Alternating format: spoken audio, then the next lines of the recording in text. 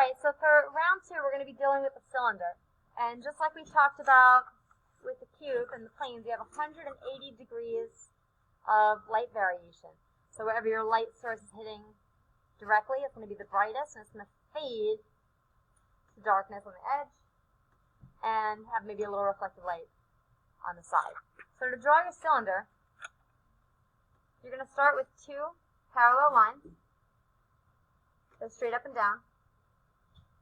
And it's really important that they be perfectly parallel. So we're not talking about, them being a little bit angled in one way or the other. They should be totally straight up and down. And they should be even on the top to bottom.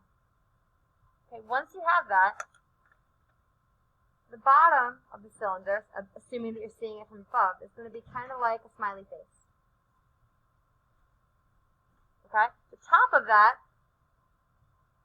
is also going to be like a smiley face, but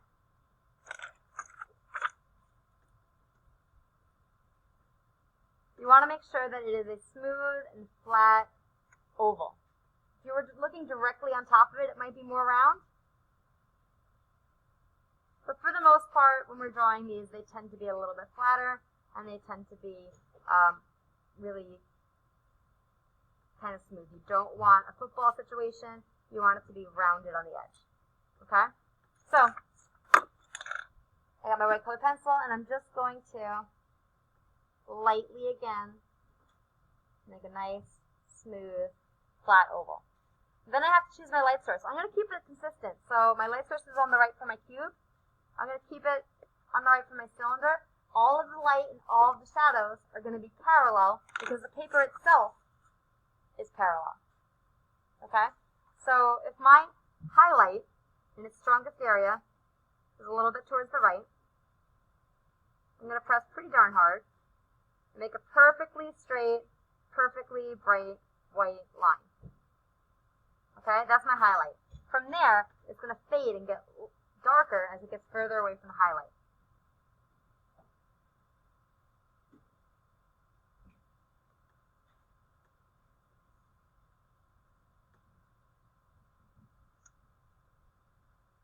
And the other side too.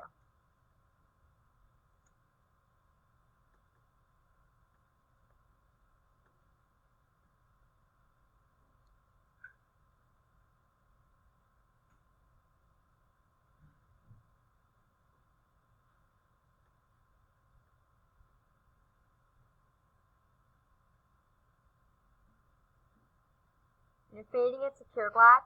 That's the shadow. That's the paper. And here's where it gets tricky. This is the part that everybody forgets about the cylinder. So the cylinder is this rounded form.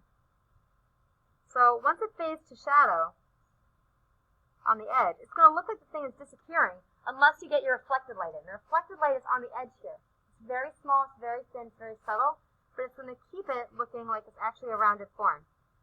So I'm not going to exaggerate the light too much, but I'm going to fade that edge back in. Same thing on the other side.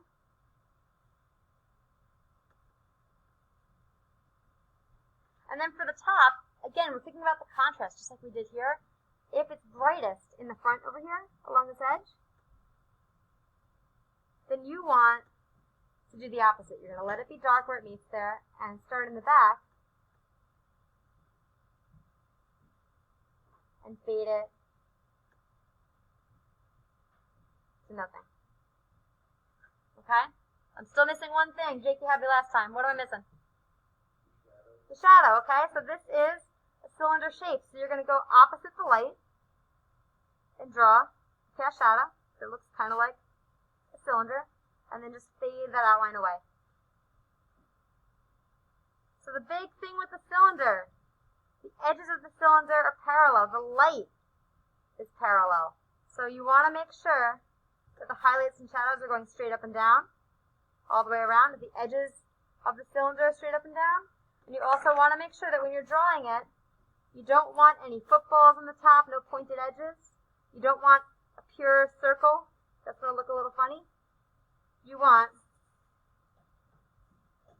2 parallel lines, a smiley face kind of bottom, and a smooth, flat oval connecting the two on the top.